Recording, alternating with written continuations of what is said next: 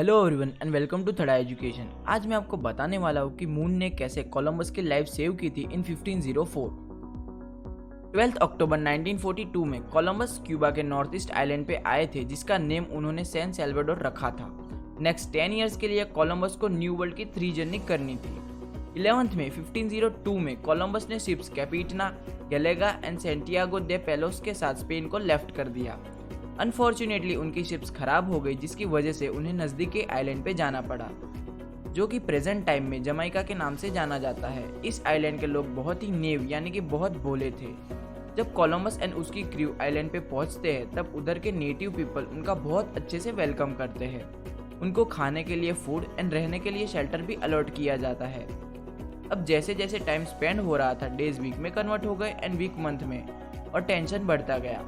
First month, second month and finally 6 months हो गए, लेकिन कोलंबस की शिप रिपेयर नहीं हुई। आइलैंड के नेटिव अब सर्विस करके थक चुके थे। अब नेटिव पीपल का जो चीफ था, उसने कोलंबस को कहा कि अब से कोई फूड एंड शेल्टर नहीं मिलेगा, और कोलंबस को कहा कि अब आपको यहाँ से जाना होगा। ये सुन के कोलंबस की क्रू ने बार्गेनिंग करना स्टार्ट कर दिया। अब कोलंबस जा नहीं सकते थे क्योंकि उनका शिप अभी तक रिपेयर हुआ नहीं था। कोलंबस अब एक बड़ी ट्रबल में आ चुके थे। अब वो इस सिचुएशन का कुछ सॉल्यूशन फाइंड करने का ट्राई कर रहे थे।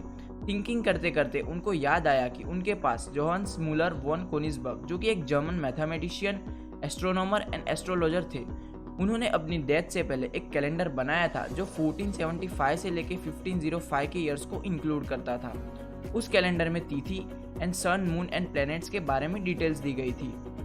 अब कोलंबस ने जब कैलेंडर देखा तो 3 दिन बाद ल्यूनर एक्लिप्स था, यानी कि चंद्र ग्रहण था। कोलंबस ने अपने क्रू के थ्रू मैसेज भिजवाया नेटिव के चीफ को। जब चीफ मिलने आता है, तब कोलंबस उसको इन्फॉर्म करता है कि क्रिश्चियन गॉड आप सबसे बहुत एंग्री है बिकॉज आपने उनके लोगों को food, water and shelter supply करना बंद कर दिया है। इसीलिए गॉड आपको डिस्प्लेजर का एक साइन देने वाले हैं। 3 डेज के बाद यानी कि 19 फेब को गॉड मून को डिस्ट्रॉय कर देंगे। यह सब सुन के चीफ चला गया।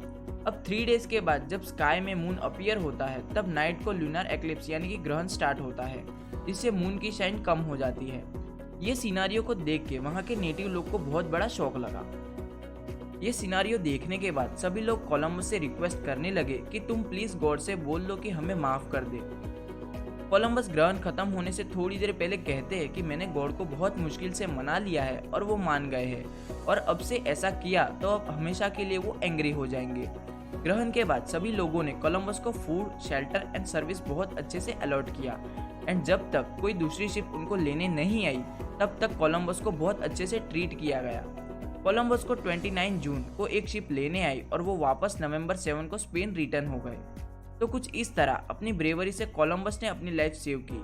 इसीलिए यूनाइटेड स्टेट्स में हर मंडे को कोलंबस डे मार्क किया गया है। अगर आप कोलंबस की प्लेस पे होते तो आप क्या करते? कमेंट बॉक्स में आके ज़रूर बताएं, और ऐसे ही और वीडियोस के लिए सब्सक्राइब करें थड़ा एजुकेशन।